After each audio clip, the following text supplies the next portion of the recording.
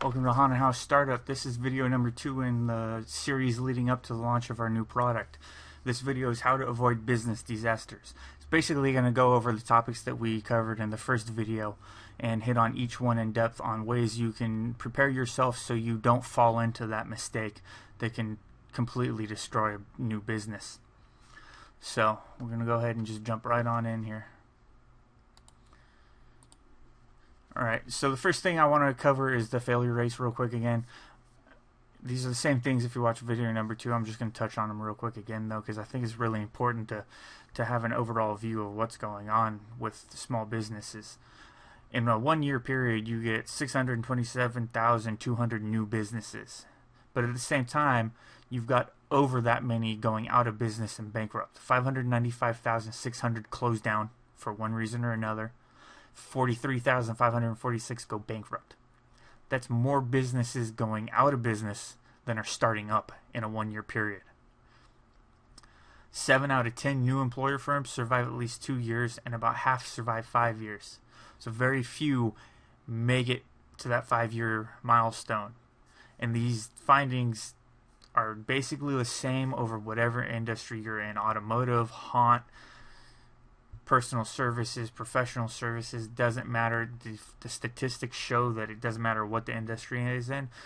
A lot of people make the mistakes that we're going to cover here, and how you're going to overcome them is what we're going to talk about in this video. The number one mistake to overcome is you start your business for the wrong reasons. You know, if you think you're going to start a business and make tons of money, or you want to be your own boss, or you think you're going to work the hours you want and not have to work as much, you're completely wrong. You're going to be working way more hours than you were for an hourly rate job. You're not going to be your own boss because you're going to have to answer to fire inspectors, building inspectors, anybody who comes and inspects it. All kinds of people you gotta talk to and meet, and they oversee what goes on. So you're really not your own boss still. And if you think you're going to make a ton of money, you're doing this for completely wrong reasons. Yes, it can be very profitable, but at the same time, you need to be able to do this for the right reasons. If you're going in it to just make money, you're going to make mistakes along the way. And that's a big thing for new businesses. Is it's just not what you want to go into business for in the haunt industry. There's a ton of overhead, a ton of startup costs, and you shouldn't expect to make money for at least the first 2 to 3 years. Some good reasons to start a haunted house. Love Halloween. You're passionate about haunted houses. You just love scaring the crap out of people. Who doesn't? You enjoy doing what you do. You enjoy building it. You enjoy making the props. You enjoy talking with people. You enjoy putting the show on, basically. These are all good reasons to do this. Mistake number 2 to overcome: poor management and lack of business and management experience. If you're jumping into a haunt business and you're trying to open a haunt of your own, you've got to make sure you've got experience. You need that experience, and you need to know how to manage people. Just dealing with actors alone for a haunted house is mind-blowing. It is so hard to wrangle them and get them to do what they need to do, stay in location, stay in character, not to go out where they're not supposed to so they can smoke a cigarette and they're still in costume. I mean, it's a full-time job just dealing with your actors. Not only that, you're putting on a show. You got to make sure if a wall comes down, you got to have someone to repair it. There's a lot of crap going on that you got to manage when you put on a haunted house. And that's just operation. That's not even the constructing it and putting it together part. So, easy way to overcome the lack of business experience and management experience is volunteer and take classes. Find a local haunt, go volunteer. Get behind the scenes with them. Tell them you want to learn how the machine grinds behind the scenes. You want to see how they deal with managing actors. You want to help out with that. You want to, if they let you hang out so you can see an inspection, be there. It's amazing. Every place is different. An inspector might just walk through and not pay attention to anything. Just make sure you got fire extinguishers. Another one might go through and hit you on everything there. Each location is going to be different. So being able to be at a local haunt, helping out behind the scenes, and see a fire inspection or a building inspection or any kind of thing like that is mind-blowing and just tons of good knowledge. Take business classes at your local colleges. Business planning, risk management, conflict resolution, anything like that. All those things, management classes, small business management, advertising, marketing. These are all great things to have under your belt. They will all help you in starting and running a haunted house. And your local college is really cheap. Shouldn't be that expensive to go take a class there. You can even take night classes at a lot of these places. Another great and free resource is SCORE and the Small Business Administration. Look up locations, see what classes they are offering. The classes usually are not free. There's usually a small fee, but the information they put in these classes will overwhelm you. I've been to a ton of them, and I can't keep up taking notes with what is going on in these classes. There's so much information spit out. Also, these places offer consulting. When I did my business plan, I went in and we went over everything. You can have them go over everything. They'll talk to you about anything you need advice on. Great consulting services. All you got to do is call and make an appointment. Number 3 mistake to overcome: insufficient capital. And this is where proper planning, your business plan and stuff like that, is really going to come into effect with this type of mistake. You need to do the research and the legwork to plan and figure out what your expenses are, what your startup expenses are, and you don't undercut it. If anything, you pad it so it's a little more. That way, for unseen circumstances, you've got the money to cover it. You put up all the walls in your haunted house, it's up and ready. During operation, what if some walls get broken? What if a lot of walls get broken? What if somebody was putting your walls together wrong? Now you got to go get new lumber and new material, and you got to fix all these walls or something. That's just like a quick something that could happen situation. But if you plan for this and have padding and income, then you're not going to have that insufficient capital problem. Prepare a proper business plan. It's gonna make sure you're prepared for stuff like this. It's how you're going to overcome not having enough capital, enough money to run your operation. Once again, make an appointment with a SCORE or SBA consultant. They will go over everything with you. If you need them, you can meet with somebody who's specifically specialized in financing and money capital running of a business. They'll go over all your stuff and be like, well, you know what? You might want to increase this because something like this could happen. This is an area you want to pad more than this. Great resources, and they're free. Mistake number 4 to overcome: location, location, location. I pretty much covered this in the first video, but I'm going to hit on it again here. Proper inspection and a review of your location, alright? If it's out in the boonies, not necessarily a problem. There's haunts out there that have been in business 15, 20 years that you got to drive 2 hours out in the middle of nowhere to go to. You're going to locations that you see in horror movies and stuff to go to a haunted house. Adds to the atmosphere. More important is, do you have sufficient parking? Is that parking easy to manage? Are you going to have issues bringing people in and getting them out? If so, you're going to have people out there dealing with parking all night. Make sure fire codes are met in the location. If you go and get a building and doesn't have fire sprinklers in it, you just bought yourself, depending on your area, possibly beyond $30,000 in work to get that type of system installed. It's going to cost a little bit of money. Hire a building inspector. Let somebody come out and inspect the entire premises if you're going to buy. If you're leasing, not as important, but if you're looking to buy a location, definitely have it inspected first. It's going to cost you some money, but if there's serious business building codes that are wrong and aren't being met, that are going to cost you $10,000, $20,000, $30,000 to fix, a building inspector is going to point those out to you and save you a ton of money by allowing you to move on to a different location. Paying $1,000, $2,000, if it's that much, I'm not sure how much it is offhand, to get an inspection done like this, when you're dropping $40,000, $50,000 on a building, and then you're going to have to drop another 10, 20, 30 on renovations, well, that's a big money saver right there. Easily accessible. If you're out in the boonies, yeah, you could be some problems there, but good signage and stuff directing people to your location makes it easier. You got to think about wheelchair accessibility.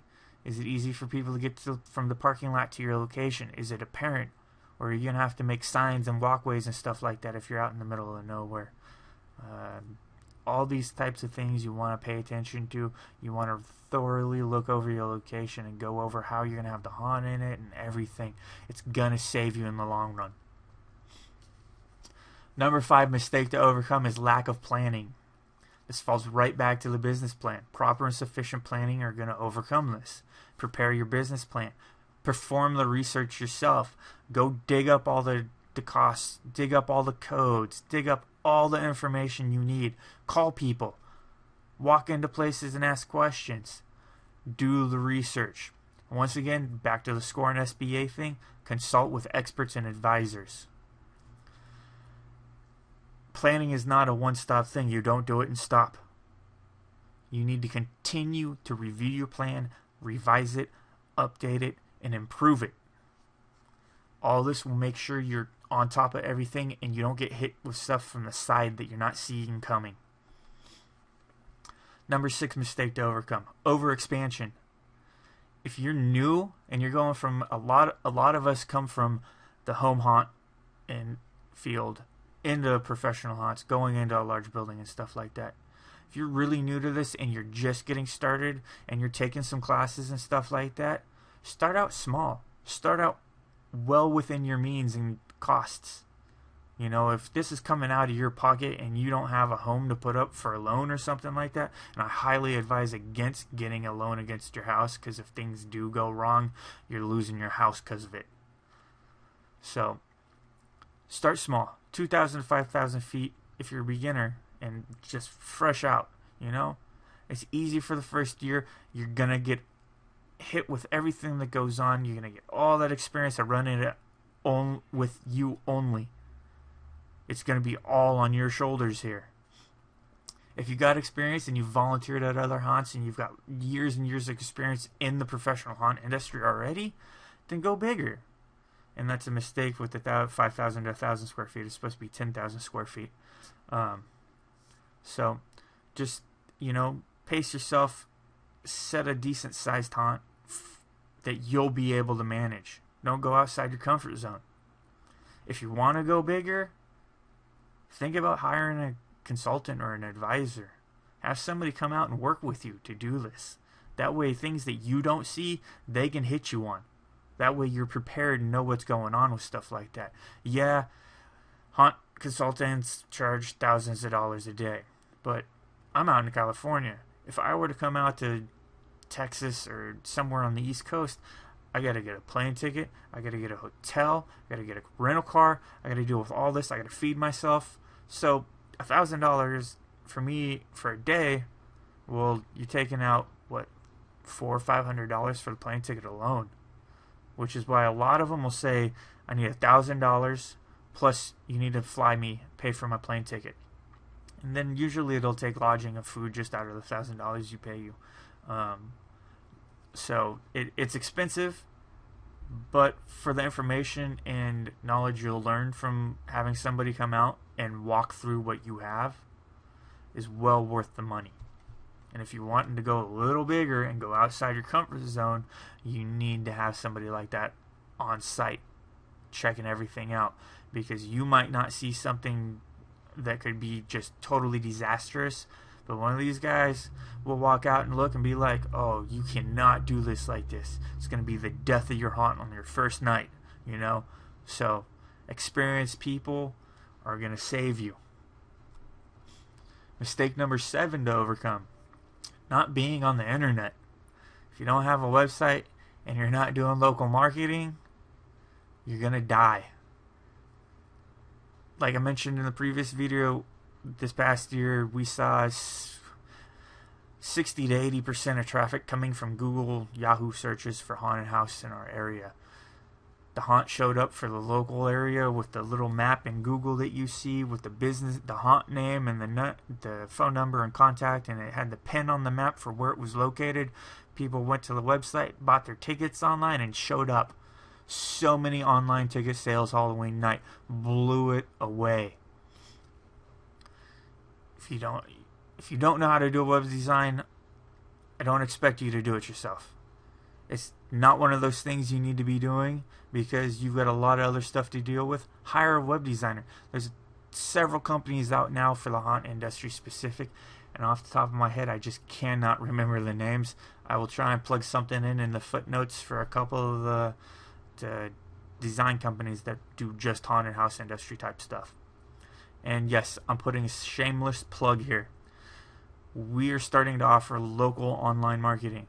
We will optimize your site and we'll optimize all the local listings for you to get you listed, so when somebody goes into Google and does a haunted house search for your area, pop, there you are with the little map thing and a little listing for your haunted house. That's a huge source of traffic. Like I said, 60 to 80% of the traffic we saw Halloween night was from internet searches. Just typing in haunted house. Mention Planning 101. It's just going to be something to remind me, and we'll take $100 off of the cost. I believe we charge $4.99 for the service, but when you're looking at it in ticket sales, 10 tickets is 49 people. If you're charging $20, that's half of that. Not a big expense for what you're getting. You're going to be listed in all local directories. We set up all the different listings, so you can take a look at the website. That's going to be up later. So we're going to wrap up here. Lots of things that you can do to overcome the mistakes we listed in the first video.